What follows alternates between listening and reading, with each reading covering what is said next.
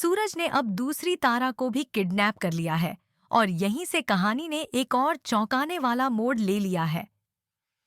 लेकर हम दीवाना दिन की कहानी अब ऐसे मोड़ पर आ चुकी है जहां हर किरदार के इरादे और पहचान पर सवाल उठने लगे हैं। घर में जैसे ही रुद्र की वापसी होती है, माहौल पूरी तरह से बदल जाता है। रुद्र बिना किसी भूमिका के सीधे घर में घुसता है और सबसे सामने ऐलान करता है कि यह लड़की वासुधा नहीं है। उसका चेहरा गंभीर है और उसकी आंखों में संदेह साफ झलकता है। वह कहता है कि यह लड़की झूठ बोल रही है और जो दावा कर रही है कि इसके अंदर तारा का दिल है, वह पूरी तरह से झूठा है। रुद्र का तर्क बहुत साफ है। वह कहता है कि अगर किसी इंसान के शरीर में किसी और का दिल डाला गया है, तो ऑपरेशन का कोई ना कोई निशान होना चाहिए, कोई चीरा तो दिखना चाहिए। ऐसा कैसे हो सकता है कि बिना किसी सर्जिकल प्रक्रिया के किसी का दिल और दिमाग किसी और के शरीर में ट्रांसफर हो जाए? रुद्र की यह बात सुनते ही घर का माहौल गंभीर हो जाता है। सभी के चेहरों पर उलझन साफ दिखने लगती है। रुद्र की माँ, जो अब तक भ्रम में थी, खुद उसकी बात को सच मानने लगती है और उस लड़की को अपने साथ लेकर जाती है ताकि वो खुद देख सके कि उसके शरीर पर किसी तरह का कोई निशान है या नहीं। वह उसका हाथ पकड़ती है, उसे घूरती है, उसकी आंखों में झांकती है और फिर उसकी पीठ और शरीर की जांच कराती है। लेकिन नतीजा और भी चौंकाने वाला होता है। शरीर पर न कोई कट, न कोई सिला हुआ घाव, कुछ भी नहीं मिलता। नीचे लौटते हुए रुद्र की माँ अब पूरे परिवार के सामने खड़ी होकर कहती है कि यह लड़की झूठ बोल रही है। उसके शरीर पर कोई भी निशान नहीं है जो इस बात को साबित कर सके कि इसके अंदर किसी और का दिल या दिमाग है। वह कहती है कि यह सब एक नौटंकी है और यह लड़की एक बड़ा धोखा है। रुद्र इस पर चुप नहीं रहता, बल्कि और आक्रामक हो जाता है। वह अब यह सवाल उठाता है कि अगर यह लड़की हमारी वासुधा नहीं है, तो फिर असली वासुधा कहाँ है? सम्राट, जो खुद भी अब तक उलझा हुआ है, जवाब देता है कि वहीं होगी जहां तुमने उसे छोड़ा था। लेकिन रुद्र, जो असल में सूरज है, झुंझलाहट के साथ कहता है कि नहीं, वो वहां नहीं है और यही तो मैं जानना चाहता हूं, आखिर वासुधा कहाँ है? सम्राट उसे शांत करने की कोशिश करता है, पर अब मामला साधारण नहीं रहा।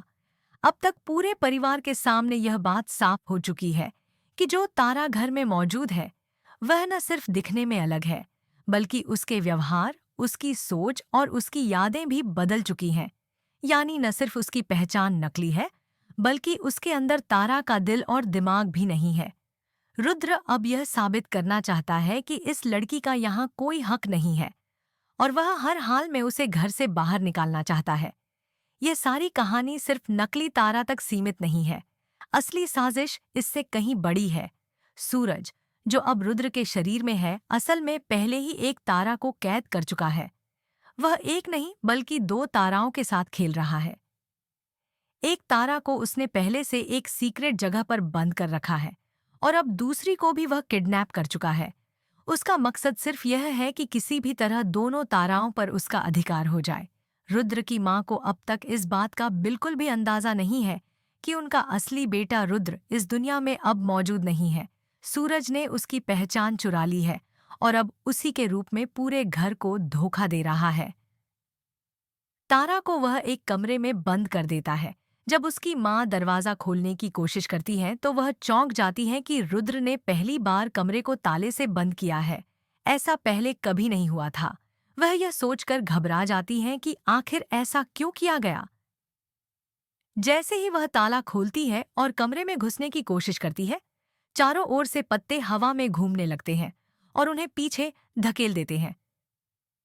यह किसी अलौकिक शक्ति का संकेत है। सूरज अब अपने असली रूप में आ रहा है, लेकिन वह अपने रूप को अभी भी सबके सामने नहीं लाता। नीचे से रुद्र के रूप में सूरज आता है और अपनी माँ को गले लगाकर कहता है कि यह सब उनके मन का वहम है। वह उन्हें यकीन दिलाने की कोशिश करता है कि कुछ भी असामान्य नहीं है, लेकिन असल में वह हर किसी को एक बहुत बड़े भ्रम में डाल रहा होता है। दूसरी ओर सम्राट और तारा किसी अलग जगह बैठकर इन सारी घटनाओं को आपस में जोड़ने की कोशिश कर रहे होते हैं।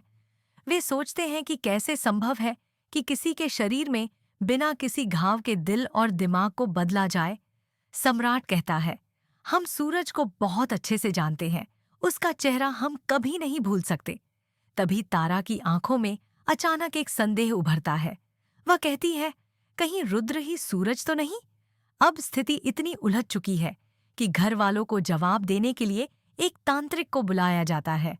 तांत्रिक जैसे ही उस लड़की को देखता है, वह बिना किसी हिचकिचाहट के कहता है कि यह लड़की तारा नहीं है। इसमें तारा का सिर्फ दिल और दिमाग मौजूद है, लेकिन यह पूरी तरह से वही तारा नहीं है जिसे वे जानते हैं। वहाँ एक और बड़ा धमाका होता है जब असली तारा भी वहाँ पहुँच जाती है। उसके साथ साथ रुद्र, जो असल में सूरज है, भी आ जाता है। सम्राट यह देखकर चौंक जाता है कि दो ताराएं एक साथ उसके सामने खड़ी हैं। एक असली, जो उसे पहचानने से इनकार कर रही है, और एक नकली, जो बिल्कुल असली जैसी बात कर रही है। फिर वो क्षण आता है जब रुद्र अपना असली चेहरा सामने लाने को मजबूर हो जाता है। वह सबके सामने स्वीकार करता है कि वह रुद्र नहीं है, वह सूरज है, वही सूरज जो तारा से पहले प्यार करता था। वह बताता है कि उसने रुद्र के शरीर पर कब्जा कर लिया है। रुद्र की आत्मा अब इस दुनिया में नहीं रही, उसके शरीर में अब सूरज की आत्मा है। सूरज यह भी खुलासा करता है कि तारा को कैद करने वाला असल में वह मस्मोशु